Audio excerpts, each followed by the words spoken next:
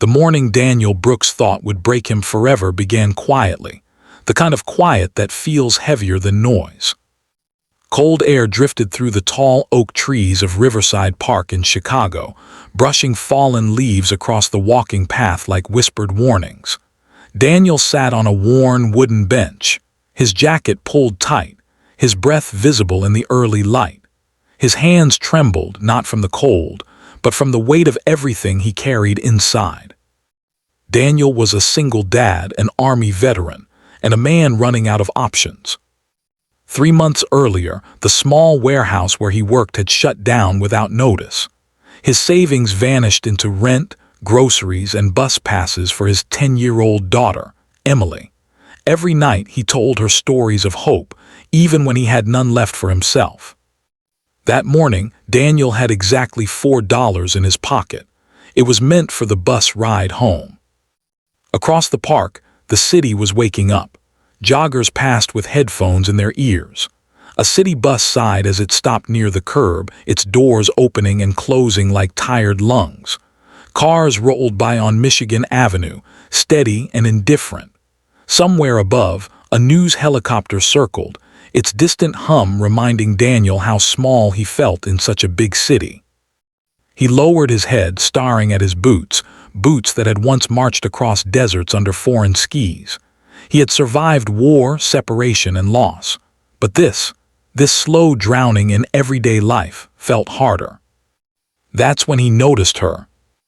A young woman stood near the park fountain holding a cardboard sign. Her coat was thin, her shoulders slumped. She looked lost, not just in the city but in the world. People walked past her without a glance.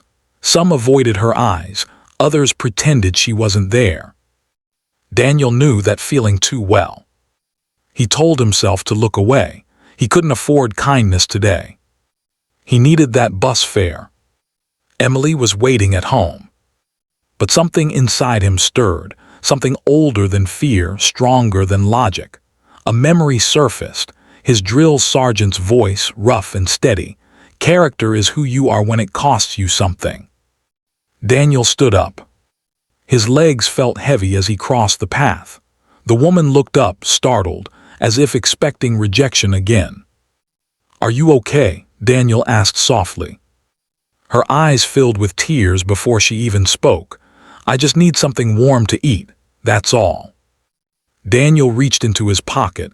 4 crumpled dollars rested in his palm. His chest tightened. This was all he had. He thought of Emily's smile.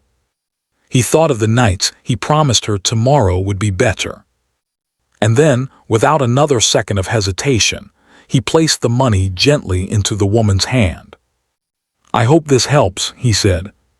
She stared at the bills, then at him, as if trying to understand why someone who looked just as tired as she felt would do this. "Thank you," she whispered. "You have no idea what this means." Daniel nodded and stepped back, his heart pounding. As he turned away, fear rushed in. How will I get home? What if Emily worries? He began walking instead, down long city streets lined with brick buildings and quiet cafes just opening for the day. His boots hit the pavement in slow, steady rhythm. He didn't know it yet, but that single choice, made on his darkest morning, had just set something extraordinary into motion. By the time Daniel reached his neighborhood, his legs ached and his thoughts were heavy. The bus passed him twice, each time reminding him of what he had given up. Still, a strange calm settled over him, the kind that comes when you know you did the right thing, even if it hurts. Emily ran to the door when he arrived. "Daddy, you're late," she said, her voice more worried than upset. "I had to walk," Daniel replied with a tired smile. She looked up at him carefully. "Did something bad happen?" Daniel knelt to her level. "No, sweetheart, something important happened." He didn't explain more. Some lessons are better shown than spoken. That afternoon, Daniel took Emily to the park. They sat under a wide maple tree, watching families, cyclists, and an old man feeding pigeons. A city busker played a soft tune on his guitar nearby. Life moved on, unaware of how close Daniel had been to giving up that morning. Then his phone buzzed. Unknown number. Hello, Daniel answered cautiously. Is this Daniel Brooks? A woman's voice asked.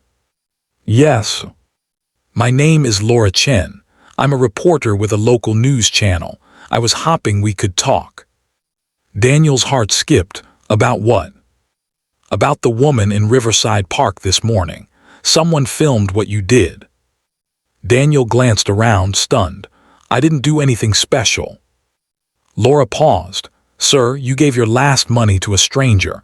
People need to hear that. By evening, Daniel's quiet act had spread across social media. Comments poured in, messages of support, stories from others inspired to help someone that same day. The next morning, a small car convoy stopped near his apartment. Not luxury vehicles, just regular people, volunteers, and community leaders. One man shook Daniel's hand firmly.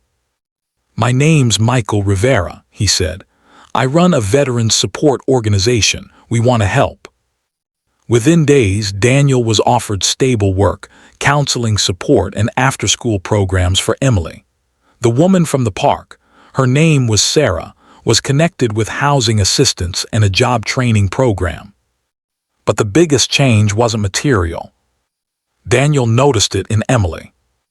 At school, she began sharing her lunch. She helped classmates without being asked. One night she looked at her father and said, Daddy, I think kindness is like planting seeds.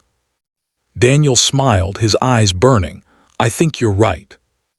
Weeks later, Daniel returned to Riverside Park. The trees were greener now, sunlight spilling across the paths. A city bus stopped nearby, doors opening with familiar ease. Life felt lighter. Daniel sat on the same bench where everything had changed. He breathed deeply, grateful, not because life was perfect, but because hope had returned. And hope once shared grows. That single choice Daniel made was never meant to change the world. It was only meant to help one person survive one difficult moment. Yet kindness has a quiet power. It moves without noise. It spreads without force. It heals without asking permission. Daniel Brooks was not rich. He was not famous. He was not free from pain. He was simply human. In a big city filled with buses, cars, rushing crowds, and distant helicopters, one man paused. He looked at another human being and chose compassion over fear. That choice didn't just lift Sarah. It lifted Emily. It lifted Daniel himself. And it reminded thousands of people watching that hope is still alive. Dear viewers, as you listen to this story, remember this. You don't need perfect timing. You don't need extra money.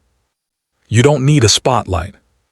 You only need a heart willing to choose kindness when it's hardest. Somewhere near you, someone is sitting on their own bench, fighting their own silent battle. Your small act might be the turning point in their story. If this story touched your heart, please comment below and share what kindness means to you. Please like this video so it can reach more people who need hope. Please share it with your friends and family, because inspiration grows when it's shared. And most importantly, subscribe to our channel, Kindness Quest, where we bring you real stories that remind us all of the power of compassion. Thank you for being part of this journey. Thank you for choosing kindness.